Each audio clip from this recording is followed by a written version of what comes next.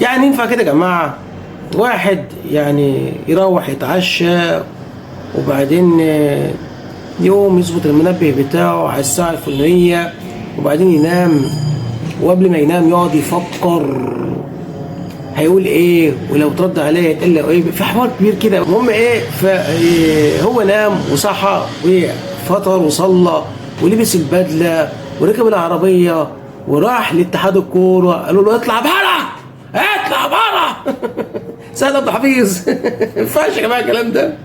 فالمهم فاتحاد الكوره يناقش ازمه مباراه الاهلي وسيراميكا الاربعاء المقبل.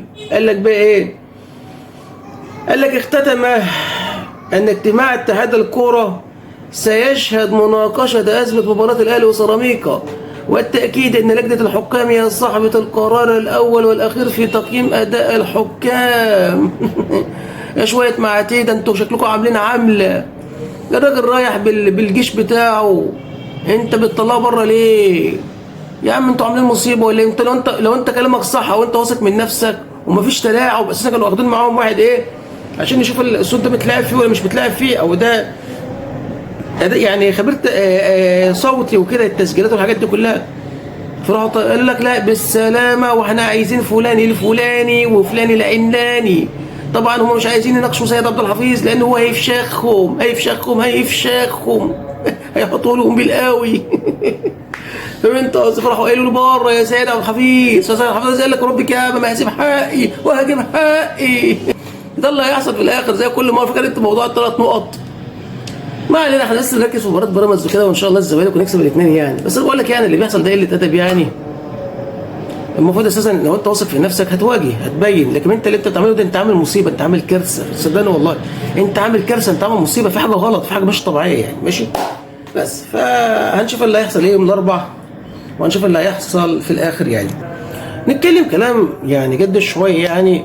عايز اقول لك هو اساسا الفكره العامه اللي هم عايزين يسمعوا يعني ما بين الحكم اللي هو حكم الساعه وحكم الفار، لان ممكن يكون في مكيده بتتعمل في النادي الاهلي و اللي هم ما رضوش يحسبوا ضربه الجزاء، وهي اساسا ضربه جزاء، وطبعا ضربه جزاء للاعمى يعني مش محتاجه اي فقاقه يعني. ففي هذه الحاله بيبقى في فساد بقى وفي حوارات وافشخانات، وساعتها قال لك ممكن يعني بنسبه كبيره المباراه تتعاد، او يعني برضه لو صيبت الكلام دوت وممكن الحكم بيتوقف على طول هو حكم الفار وحوارات وافشخانات بقى، وممكن المباراه تتعاد ممكن، بس قال لك بنسبه بسيطه، او ممكن تتعاد عادي.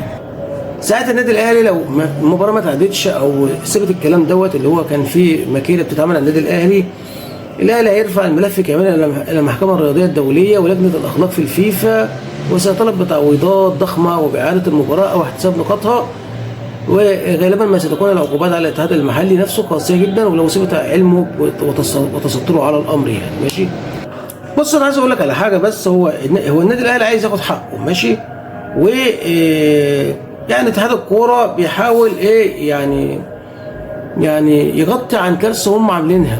فهمت؟ هو في حاجه مش طبيعيه. فقال لك ايه؟ قال لك يعني مثلا يقول لك ان عايزين يستخدموا واقعة سيد عبد الحفيظ كحجه. ماشي، بيقول لك يعني الاتحاد هيقول يا جماعه احنا مش ضد الاهلي، بس كابتن سيد عبد الحفيظ بصفه عضو مجلس اداره حاليا ما كانش اسمه موجود في قائمه الماتش اللي كانت في الملعب. ماشي، والهدف من الكلام ده يعني بدل ما نتكلم في التسجيلات اللي فيها حوار او فيها مشكله والحاجات دي كلها فيها مكيده بتتعمل النادي الاهلي، لا هنقعد نتكلم مين اللي يحق اللي هو يحضر واللي ما يحق له ما يحضرش. وبكده الاتحاد بيمنع اي مسؤول اداري كبير زي سيد عبد الحفيظ بقوته وشخصيته انه يتدخل في غرفه الاسرار ويسمع الحكام كانوا بيقولوا ايه لبعض بحجه ان القانون بيقول بتوع الماتش بس هم اللي يحضروا. ماشي، فالموضوع لسه في الملعب يعني. برضه قال لك ممكن يبقى في حل وسط اللي يعمله اتحاد الكوره يعني. اتحاد الكوره هيعلن يعني اللي دي اخطاء تحكيميه ووارده في كره القدم، وبعدين يوم قعد الحكم مثلا شهر في البيت او ينزلوا مثلا يحكم في درجه ثانيه ولا حاجه ماتشات درجه ثانيه. وساعتها الحكم هيختفي لمده مثلا شهر شهرين، وما يحكمش للزمالك ولا للاهلي ولا البيراميدز والحاجات المباريات الثقيله او في الدرجه الاولى. وبعد كده يعني بعد كده يرجع تاني، فيكون النادي الاهلي ينسى الموضوع، والاتحاد يعني يبان قدام الناس ان هو ما عاقبش حد ولا خضع لخضوع. وحتى يعني منظر الحكم ما يبقاش شكله وحش قدام مثلا انديه كبيره، والانديه اللي مشت كلام عليه يبقى هو منظوره حلو يعني. وبعد كده ما يبقاش اللي هو ضعيف، ما يبقاش اللي هو حكم ضعيف كده وكلمته ما بتمشيش وحاجات دي كلها يعني. فاهم انت قصدي؟ اتمنى المشكله تتحل، واتمنى طبعا تتحل النادي الاهلي، واتمنى نعرف ايه اللي كان بيتقال في غرفه الفار ما بين حكم الساحه وحكم الفار، ولان ده هيبين لك اللي فيه مكيده بتتعمل في النادي الاهلي من الموسم اللي فات والمواسم اللي قبل كده يعني. فاهم انت قصدي؟ بس انا قلت حبيت اوصل لك في البدايه، وبعدين اوضح لك اكتر اللي انا فهمته يعني. ماشي؟ وانت برضو ناقشني في التعليقات لو انت فاهم اكتر مني، ناقشنا ونتناقش مع بعض في التعليقات في الموضوع ده يعني. ماشي؟ ما تنساش بقى الاشتراك في القناه، او انت بقى على التيك توك الفيسبوك اليوتيوب، وتفعيل زر الجرس، ويعني مشاركه للفيديو ودخول في الموضوع. والسلام.